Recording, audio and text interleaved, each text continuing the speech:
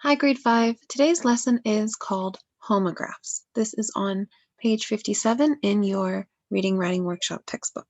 What are homographs? Homographs are words that are spelled the same but have different meanings. Two homographs may or may not sound the same. When you see a homograph in a sentence, use the sentence clues to find the correct meaning of the word. All right, so let's look here. It says, when I read the fourth sentence of On Walden Pond, this is the narrative nonfiction story that we read yesterday in class. On page 52, we see a word here that has two meanings. We see the word, what? Dove, okay? Dove, the verb dove. I can use the phrase dove into the pond to help me choose the correct meaning. That also helps me figure out the right way to say the word. All right, so dove and the word dove are both spelled the same way, right? So homographs are words that are spelled the same, they have different meaning. We know dove is a bird, right? And dove is the past tense of dive, okay? So these are homographs, dove and dove. Okay, remember guys that they may or may not have the same pronunciation. Okay, let's think of other examples. Bow, the verb bow, to bow, and bow, okay, which is a knot, right? A knot with two loops. This is a bow, and bow means to bend forward. Okay, so these are examples of homographs. Remember, when we see a homograph in a sentence, we use the sentence clues or the other phrases in the sentence to help us determine what the correct meaning of the word is and what the correct pronunciation of the word is. Okay, you can also find clues in other sentences in a paragraph if you're reading a paragraph, or in words and sentences in even other paragraphs on the same page. All right, so now let's try some examples on page 27 in your turn practice workbook. All right, so it says read each passage below, underline the context clues that help you figure out the meaning of each word in bold. Write the word's meaning on the line, then write your own sentence that uses the word in the same way. Okay, so number 1 is Georgia O'Keeffe thought of herself as an artist. By 1928, the rest of the world did too. Okay, so the word rest is in bold. All right, which meaning and pronunciation are we using here? It's the same pronunciation, rest and rest. All right, but here the word rest means remainder. Remainder. All right, so what is left of something? So the rest of the world. Okay, what are our clues? Thought of herself. Okay, so we can underline thought of herself, and we can underline of the world. Okay. So it also asks for us to write our own sentence that uses the word in the same way. So we could write, for example, remainder. We could write, I will finish the rest of the book this afternoon, for example. Okay. Number 2, New York City and her family's summer home had been the source of ideas for almost 10 years. Now those ideas were drying up. O'Keeffe felt like she needed a change of scenery. Okay, so the word in bold here is change. Which meaning of change do we have here? What are our clues? We have had been the source of ideas, okay, and now these ideas were drying up. Okay, so change here means an act that makes a difference. Okay, and let's put it in our own sentence.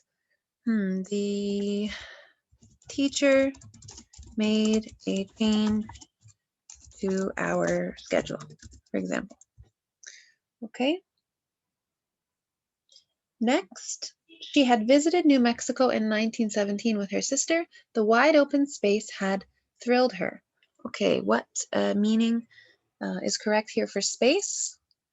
Space here, look at the clues we have. We have the clue wide open. All right, so space here means an open area. Okay, and let's put this in our own sentence. There was more space in the classroom when we rearranged the desks.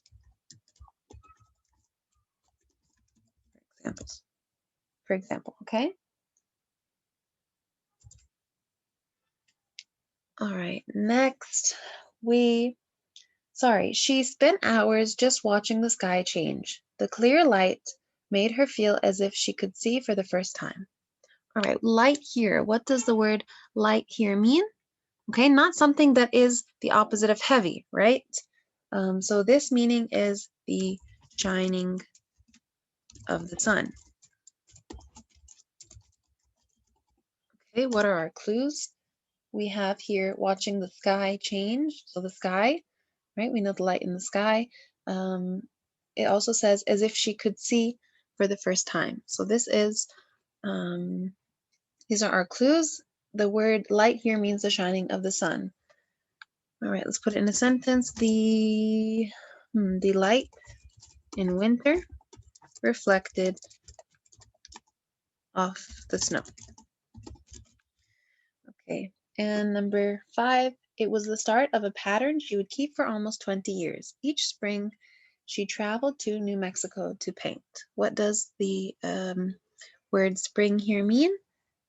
What clues do we have? We have the word pattern, okay, and we have the word each, okay, so each spring. So this is something that happens every year, right? So the word spring is a season in the year, okay, spring season.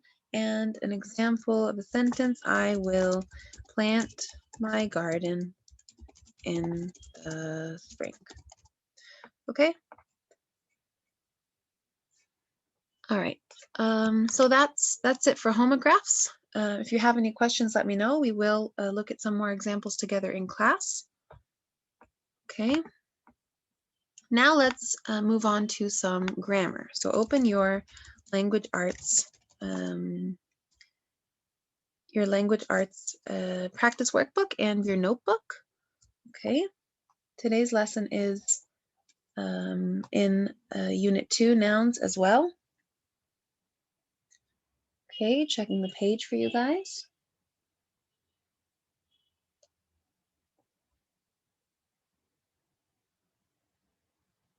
Okay, so today's lesson is singular and plural nouns.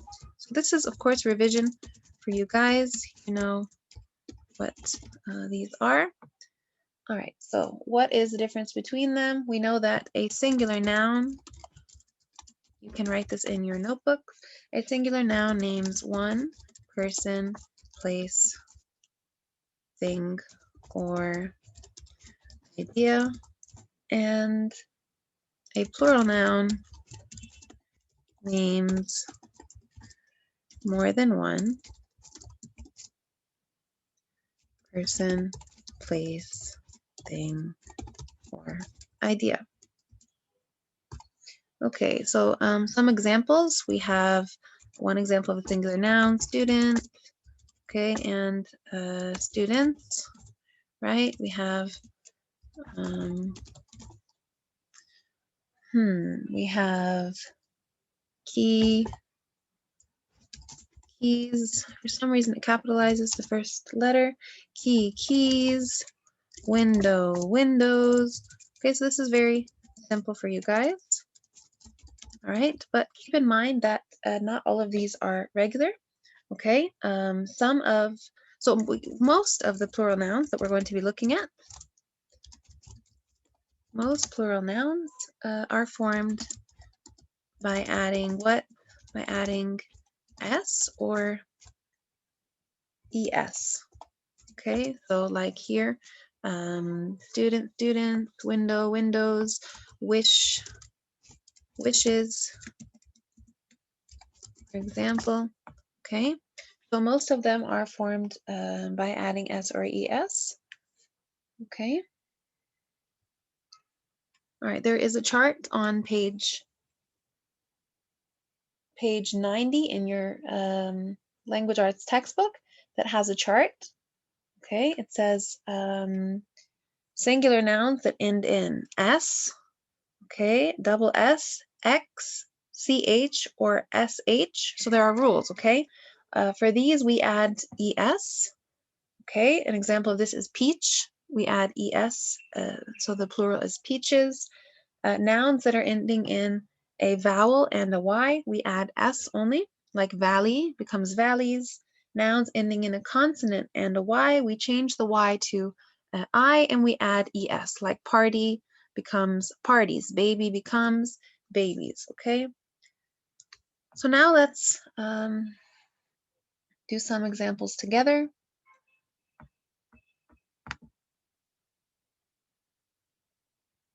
Okay, so we're on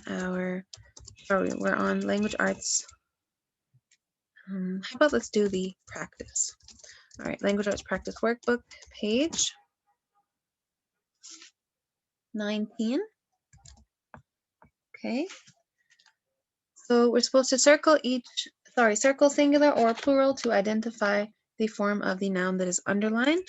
Okay, so number 1, in colonial America, many women made quilts. Quilts here is plural noun. All right, next, they took turns meeting at their houses to sew. Houses again is plural. Okay, number 3, this activity was called a quilting bee. Right? Activity here is singular.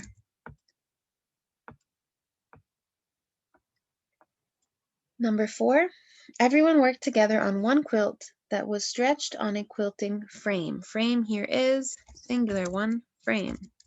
All right, number 5, with many sewers, a quilt could be finished more quickly.